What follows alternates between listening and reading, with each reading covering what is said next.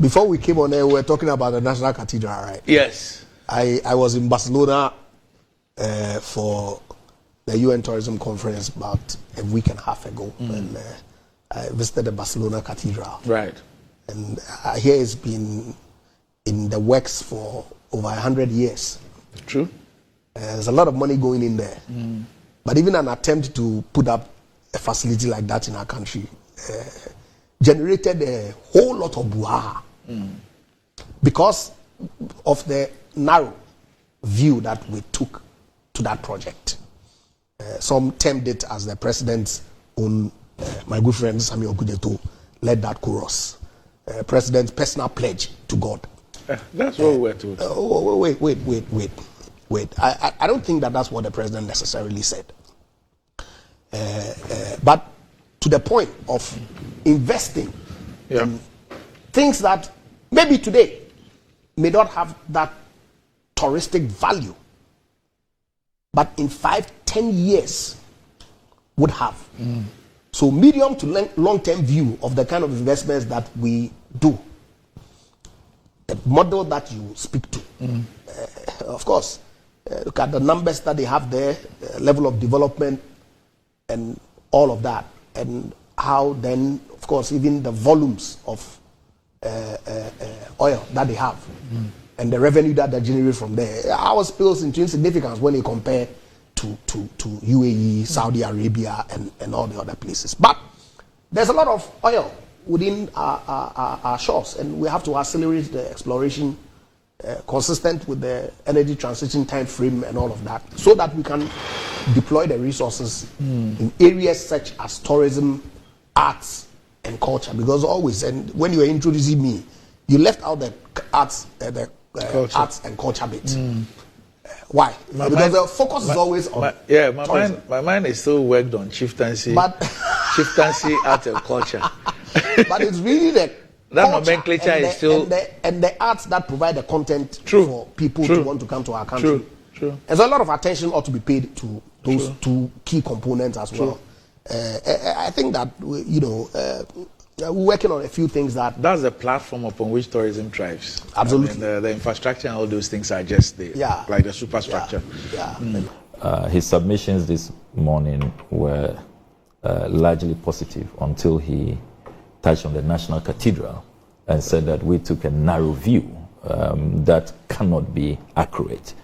And I will be remiss if I do not correct that on the record. It's not that we took a narrow view or lack appreciation of what a cathedral is or the potential of a cathedral. We said, if you want to carry out a national project, there are constitutional imperatives. There are other legal requirements. The principle of transparency, of accountability. Come clean. Be honest with the people.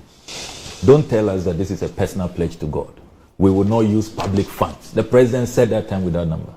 Even committed the eminent clergy, the board of trustees. So you heard all of them saying that, look, fellow Ghanaians, we have been assured by the president he's not going to touch public funds. Indeed, when a citizen of this country, Kabila, James Kwabena Bonfe, who I know very well because we contested in the Nooks elections together, he went to the Supreme Court and said that, look, let's be careful. What if very soon the Muslims come and say they also want a national mosque? They traditionally say they want a national shrine. And that being a secular country, he thought that this project was problematic. The Attorney General representing the government, if you read his submissions, the Attorney General said that, look, minimum contribution is just land, and that the president has made clear that they were not using public funds. We all know that for a fact. So it's not that Ghanaians had a narrow view and didn't know what a cathedral is.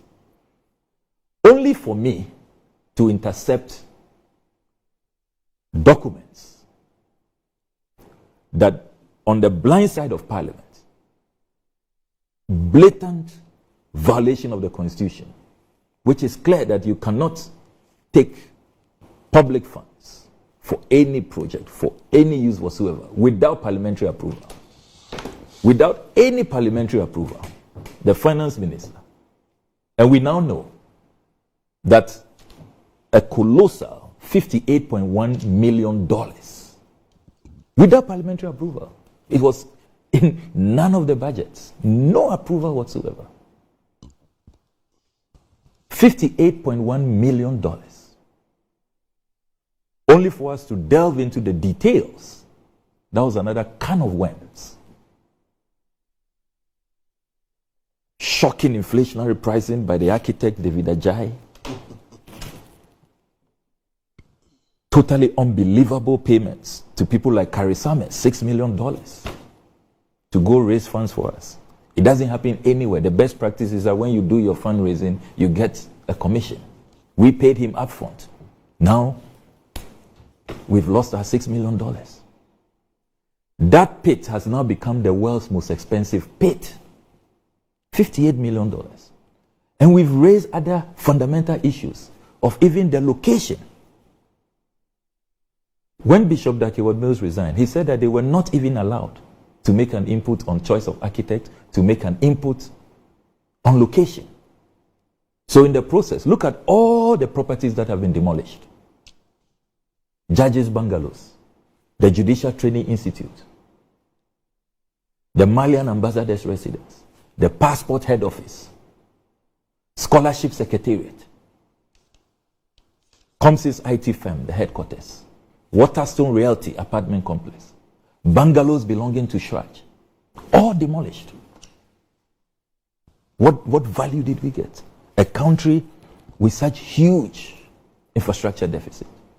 So the overwhelming majority of Ghanaians are raising key issues. Issues of lack of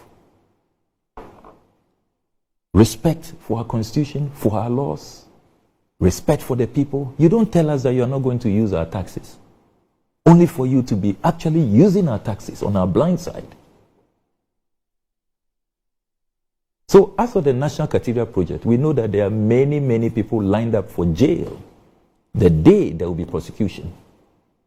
Many people will be ending in jail. And I pray that this new minister will take a serious view of the matter.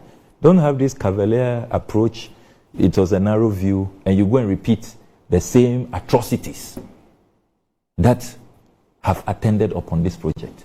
Because if you go in with this attitude and you think that all is well with the project, there have been no breaches, no illegalities, and you're rather blaming the people who don't appreciate cathedrals, who have a narrow view, you are bound to continue with these gross violations. And it's Ghana that will continue to suffer. Now here we are, $58.1 million, the world's most expensive pit. No value for money. Ghanaians asked for an audit. We asked for an audit in Parliament. It's been more than a year. They can't even publish the audited accounts. They told us that they have engaged Pricewaterhouse. We are still waiting more than a year. As we speak, eminent priests, very revered, venerable priests, are shocked at the lack of accountability, the lack of transparency, and have resigned. Pastor Otabel is gone. Bishop Dakiwa Mills is gone. Archbishop Duncan Williams has left. Reverend Isud Anaba has also resigned. And read what they all wrote. I'm sure you have copies at the ministry. If you have it in your handy over notes. The shocking levels of lack of transparency. Some of them, the only crime is that they called for an audit and they won't get it. So please, these are grave matters. So this National Cathedral issue, the way our laws were trampled upon, the wastage in a country where, as we speak, there are many hospitals without incubators. If you go around this morning, many hospitals without dialysis machines, without MRIs. Women are still delivering on bare floor. If, even after lying to us that you won't use our money, you decide to use it, at least even be accountable. Be judicious about the use of those resources. So it's not a matter of anybody taking a narrow view or not knowing what cathedrals represent. So let's not go there.